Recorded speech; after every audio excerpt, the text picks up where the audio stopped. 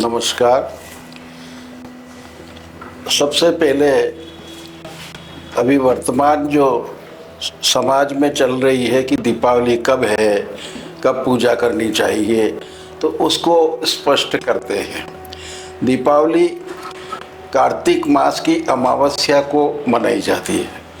यह सर्वसिद्ध है। हमारे ऋषि महात्माओं ने इस अमावस्या को काल रात्रि, 4 प्रकार की रात्रियां बताई गई थी, उसमें काल रात्रि बताई गई है। तो इसलिए अमावस्या को ही दीपावली मनाई जाना चाहिए, यह स्पष्ट है।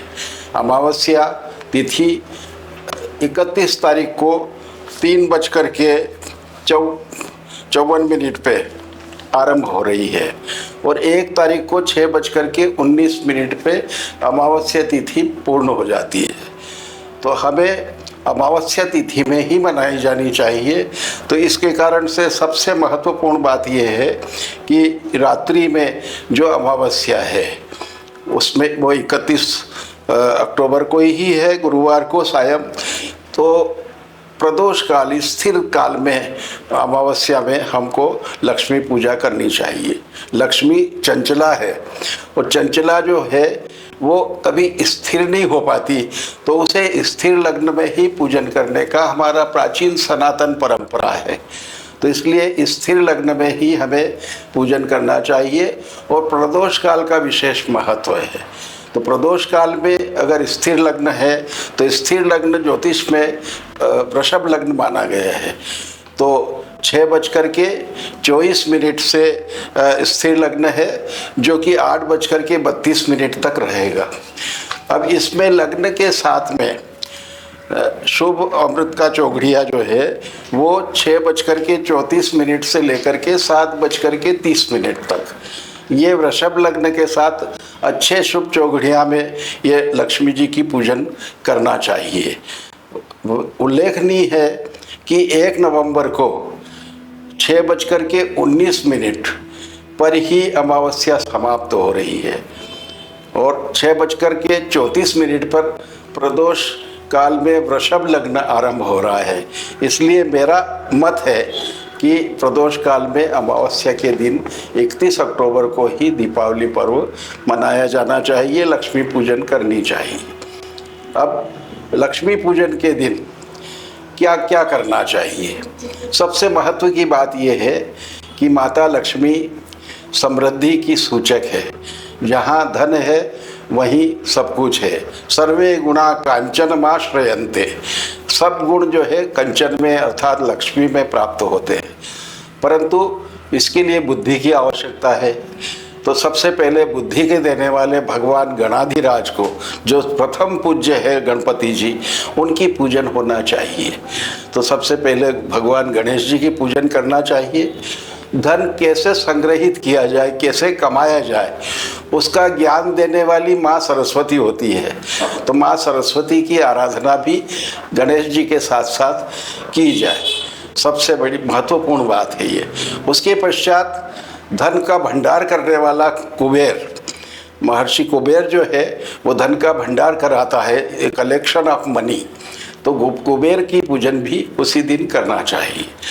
अब सबसे बड़ी बात ये होती है कि इन सब की पूजन करने के साथ ही अगर हमारी जन्म कुंडली में कोई ग्रह अवरोध करता है तो वो अवरोध न करे, उसके लिए माता लक्ष्मी का जो कलश है वो कलश के साथ ही नवग्रह भी बनाए जाना चाहिए। नवग्रह बना करके सूर्य, चंद्र, मंगल, बुध, गुरु, शुक्र, शनि, राहु और केतु, ये नवग्रह है। तो इन नवग्रहों का, चूँकि उस समय में दशा काल क्या चल रहा है, किस प्रकार की दशा चल रही है, तो उस दशा स्वामी का भी पूजन हो जाए। तो नवग्रहों की पूजन भी करना चाहिए। नवग्रहों के साथ में 16 प्रकार की कलाएं होती है। 16 कलाएं से जो परिपूर्ण होता है वो तो परब्रह्म भगवान हो जाता है, परंतु 16 कलाओं में से कुछ कलाएं तो हमें प्राप्त हो जाए, इसलिए माता षोडश मातृका की पूजन भी दीपावली के पूजन में, लक्ष्मी पूजन के समय में कर लेना चाहिए। इतनी पूजन करने के पश्चात प्रधान देवता महालक्ष्मी की पूजन होना चाहिए। अब महालक्ष्मी की पूजन, महालक्ष्मी को क्या प्रिय है? श्री सूक्त। श्री सूक्त का पाठ करना चाहिए, कनक धारा स्तोत्र का पाठ भी कर लेना चाहिए और कम से कम समय में माता लक्ष्मी को ओम ये जो महालक्ष्मी अष्टक है उसका पाठ भी कर सकते हैं। और महालक्ष्मी नमः, जिसको संस्कृत का ज्ञान नहीं हो वो महालक्ष्मी नमः करके भी माता लक्ष्मी की पूजन कर सकता है। माता लक्ष्मी की पूजन करते समय में हमारे घर में जो भी पुरानी पूजा के सिक्के रखे हुए हैं उन सिक्कों को भी ले लेना चाहिए, उन सिक्कों की पूजन भी कर सकते हैं। और साथ ही साथ में जो स्वर्ण के आभूषण है या दीपावली के पहले जो धनतेरस के दिन आपने आभूषण क्रय किए हैं, आभूषण क्रय किए होंगे, लक्ष्मी का कोई खाता बही आपने क्रय की होगी, तो उस खाता बही को भी साथ में रख करके उसकी पूजन भी कर सकते हैं। तो इस प्रकार से माता प्रधान देवता माता लक्ष्मी की पूजन करना चाहिए। परंतु माता लक्ष्मी की पूजन अधूरी होगी जब तक कि माता के सामने दीप प्रज्वलन न होगा। तो कम से कम दीपक 5 से लेकर के अधिक से अधिक दीपक लगाया जा सकता है। जो अपने जैसे 22 ब्राह्मण हैं तो 22 दीपक लगाते हैं, 24 ब्राह्मण हैं तो 24 दीपक लगाते हैं। इस प्रकार से अपनी श्रद्धा के और परंपराओं के अनुसार माता लक्ष्मी को प्रसन्न करने के लिए दीप दान करना चाहिए, दीपक लगाना चाहिए। घर की रोशनी के अलावा घर में जो रोशनी होती है, बाहर रोशनी होती है, ये दीपक जो है तेल और घी के दीपक होते हैं। तो इनको घृत की दीपक जो है धनात्मक ऊर्जा देता है और तेल के दीपक जो है हमारी प्रचलित परंपराओं के अनुसार एक साधारण से साधारण व्यक्तित्व भी पूजन कर सके, इसलिए तेल के दीपक का विधान है। अब ये इस प्रकार की पूजा का क्रम माता लक्ष्मी का है। और अगर आपके व्यापार व्यवसाय का अगर कार्य है और आपके पास इतना प्रदोष काल के बाद समय नहीं है तो रात्रि में निशित काल में भी पूजन कर सकते हैं। निशित काल 1:02 से 3:15 तक रहेगा, वो सिंह लग्न कहलाता है। सिंह लग्न में निशित काल माना गया है। तो निशित काल में भी अमावस्या के साथ में निशित काल 31 तारीख को रहेगा। फिर उसके पश्चात अगर आपका कारखाना दूर है, फैक्ट्री दूर है, आपका ऑफिस दूर है आवास से, तो वहाँ तक पहुँचने में आपको विलम्ब हो सकता है। इसलिए अमावस्या चूँकि 1 तारीख को 6:19 शाम तक रहेगी, इस कारण से आप दोपहर में 1 नवंबर को दोपहर में भी कुंभ लग्न और वृश्चिक लग्न, इनमें आप अपनी आराधना कर सकते हैं। तो वृश्चिक लग्न तो सवेरे 5:30 से 7:30 तक रहेगा। इस बीच में अगर संभव हुआ तो आप कर लें, अन्यथा फिर कुंभ लग्न में करें। कुंभ लग्न दोपहर में रहेगा और कुंभ लग्न के लिए जो है दोपहर में 1:30 से लेकर के 3:34 के बीच में कुंभ लग्न रहेगा। कुंभ लग्न भी स्थिर लग्न माना जाता है।